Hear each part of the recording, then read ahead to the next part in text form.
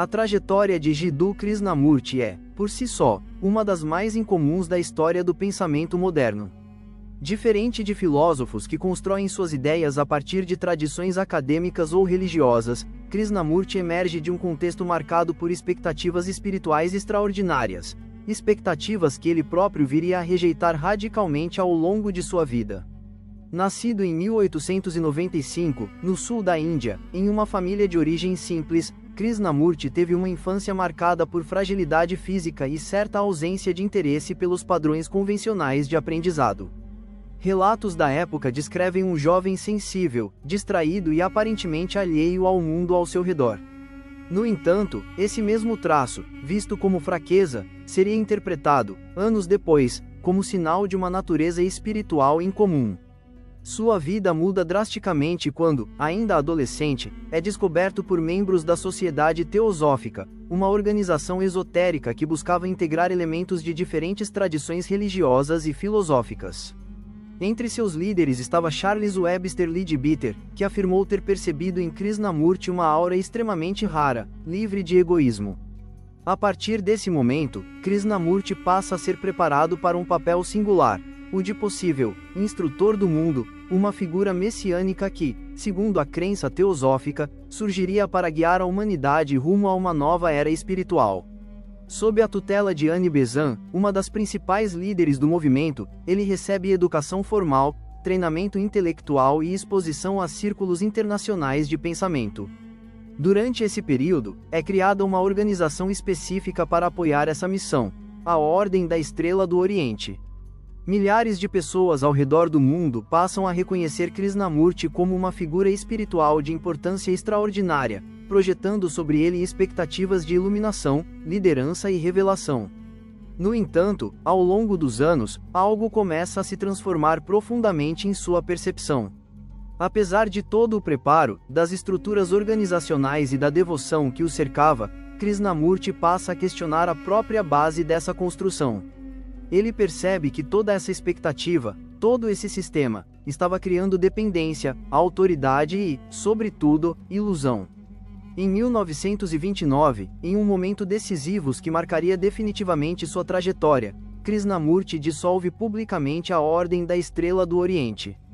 Em um discurso que se tornaria histórico, ele afirma que a verdade é uma terra sem caminho, rejeitando não apenas o papel que lhe havia sido atribuído, mas qualquer forma de organização espiritual que pretenda conduzir o indivíduo à verdade. Esse ato não foi apenas simbólico. Ele representou uma ruptura total com a ideia de autoridade espiritual, com sistemas organizados de crença e com a noção de que alguém poderia guiar outro ser humano em direção à liberdade interior. Ao renunciar a essa posição, Krishnamurti também renuncia ao poder, à influência institucional e à segurança que aquele papel lhe oferecia. A partir desse ponto, sua trajetória assume um caráter completamente independente. Ele passa a viajar pelo mundo, realizando palestras e diálogos, mas sempre enfatizando a necessidade de investigação individual. Não se apresenta como guru, não aceita seguidores no sentido tradicional e insiste continuamente que nenhum sistema, método ou pessoa pode conduzir alguém à verdade. Sua notoriedade, portanto, não surge de uma obra sistemática ou de uma escola filosófica estruturada, mas da força de sua mensagem e da coerência entre suas ideias e sua vida. Ele se torna conhecido não por oferecer respostas, mas por questionar profundamente as bases do pensamento humano. Assim, a trajetória de Krishnamurti não é apenas a história de um pensador, mas a história de uma negação, a negação de todas as formas de autoridade espiritual. E é justamente dessa negação que nasce a radicalidade de seu pensamento, que continua a desafiar, até hoje, qualquer tentativa de sistematização da verdade. A proposta de observação sem escolha ocupa um lugar central no pensamento de Jiddu Krishnamurti e representa uma ruptura radical com quase tudo aquilo que tradicionalmente se entende por prática espiritual, disciplina mental ou autodesenvolvimento. Não se trata de uma técnica, um método ou um caminho a ser seguido passo a passo. Pelo contrário, é a negação de todos os métodos enquanto meios para alcançar a verdade. Desde muito cedo, o ser humano é condicionado a operar através da escolha. escolher entre o certo e o errado, o bom e o mal, o que deve ser mantido e o que deve ser rejeitado. Essa estrutura de funcionamento cria uma mente fragmentada, que vive em constante conflito interno. Sempre há algo a ser melhorado, corrigido, alcançado. Nesse movimento, nasce o tempo psicológico, a ideia de que, eu sou isso agora, mas me tornarei algo melhor no futuro. Krishnamurti identifica nesse processo a raiz do sofrimento. Para ele, toda tentativa de mudança baseada em escolha reforça a própria estrutura do eu. Isso porque aquele que escolhe, o observador, não é separado daquilo que está sendo observado. O observador é, na verdade, constituído pelas mesmas memórias, experiências, condicionamentos e pensamentos que ele tenta controlar. Assim, quando a mente tenta modificar a si mesma, cria-se um ciclo interminável de conflito, o pensamento tentando controlar o pensamento. É nesse ponto que surge a proposta da observação sem escolha. Observar sem escolha significa perceber tudo o que ocorre na mente, pensamentos, emoções, reações, impulsos, sem interferência. Sem julgamento, sem condenação, sem justificativa, sem tentativa de mudança. Trata-se de um estado de atenção no qual não há direção, nem objetivo. Não se observa para alcançar algo. Observa-se simplesmente para ver. Essa forma de atenção é profundamente diferente daquilo que normalmente chamamos de concentração.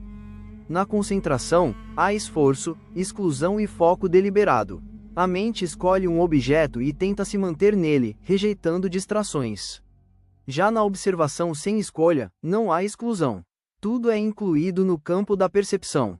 Sons, sensações, pensamentos, tudo é visto simultaneamente, sem resistência. Ao suspender o julgamento, algo fundamental acontece. A divisão entre observador e observado começa a desaparecer. Normalmente, acreditamos que existe um eu separado que observa pensamentos e emoções.